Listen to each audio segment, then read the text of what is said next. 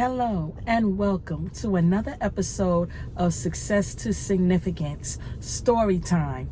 If you've been following my channel, you know that I'm dedicating quite a few of my videos to tell you some stories that have occurred in my life, whatever God lays on my heart to share, that I hope that it will edify you, it will encourage you, it will make you laugh, it sometimes might make you cry, but it'll definitely give you something to think about. As you see, I'm in my car again, so you know it's going down. I am coming back from this event, and I'm telling you, I just thank God that I was able to make it through. So I have a few minutes, so I wanted to tell you, you saw the picture, you saw the thumbnail, and I want to tell you about me. I made it through the police academy, you guys, and I'm telling you, this was over 20 years ago, but a lot of people ask me about this experience because at the time I had all of my kids were under 6 years old and I was married. So they asked me, how did you do it? And to be honest with you, I don't really know how to explain it. It was the grace of God, but I also never gave up. I mean, we were running 1.5 miles every single day. We had study courses that we had to do. We were all over the city, doing different training exercises. But I thank God that I was able to do it. I was determined to finish. And I'm telling you, I utilized every single thing that I could to help me to get through that time. Now, the first thing, my baby was 2 years old. So I still had a lot of that chubbiness, some of that baby fat on me. So when I went to the initial interview and they weigh you and they take your height and those type of things, I amongst about 8 other females, we were too big, too heavy. So they told me that I could not get in. I went downstairs and I cried. This was the time of payphones. We didn't have cell phones then. I called my husband on the phone. I was crying. I said, they didn't let me in. I'm too fat. I can't make it. And he said, just come on home. We'll work it out. The instructor had told me that they would call me back in a few weeks. So they would call all of us actually back in a few weeks. So what did I do? I got home.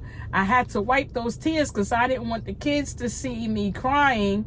So what I did, I enlisted the help of my father-in-law. God bless the dead. He came outside. He ran with me. I was on water diet, and I went back. They called me like within 2 months. And I went back, and out of the 8 females, I was the only one that just made it by the skin of my teeth. And when I tell you that instructor embarrassed me, she was like, listen, you made it. You just made it, but you got a long way to go.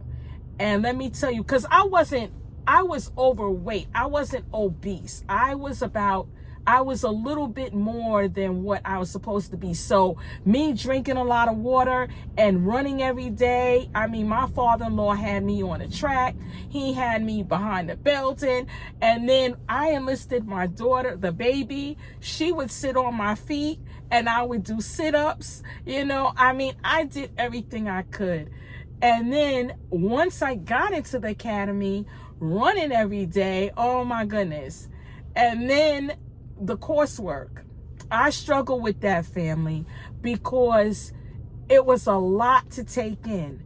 So I enlisted the help of the oldest at that time. He was 6. He was the only one that could read really well.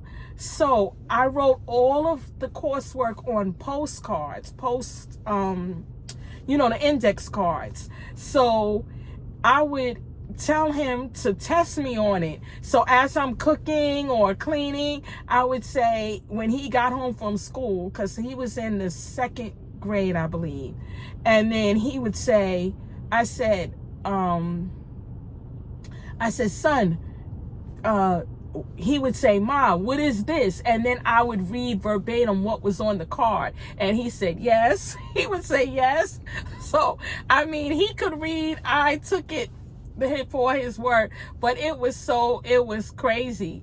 So I went every day. It was 6 months, grueling. I didn't even have a car. My husband and I shared a car, but he was working full time. So a lot of times I was on the subway, had to come home.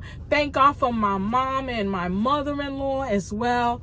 You know, you have to enlist the whole group to help you. You know, I wasn't too proud to ask for help, but I knew how I needed to be helped. So I would like, Ma, if you could come over, you know, and take the girls to dance school or whatever, or can you go to the boys with, you know, to their practice or whatever they were into at the time.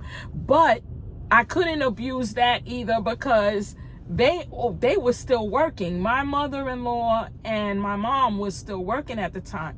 My father-in-law, he had his own business, but he would help me on the weekends mostly, and he would even come over after work and get me to run, or we would meet at a track. So it was crazy. And my husband would like help me to eat right and just keep encouraging me. So I'm telling you guys, whatever you put your mind to, you can do it. You just have to be steadfast, you have to be focused, and you have to really set your mind on what you want to do, and it can be done. And now here I am, 20, almost 30 years later, and I'm still here. The kids are grown, I'm retired, and it was a hard thing for me to do, but I made it through. And you can make it through too, whatever you're going through. So if you want to write in the comments some things that maybe you've accomplished, that you overcame, and you want to share, please do. Please do. I would love to I read all the comments, so I would love to hear about your experience as well. So I hope this did you some good today. Have a great rest of the day. I love you, and keep on keeping on. Bye.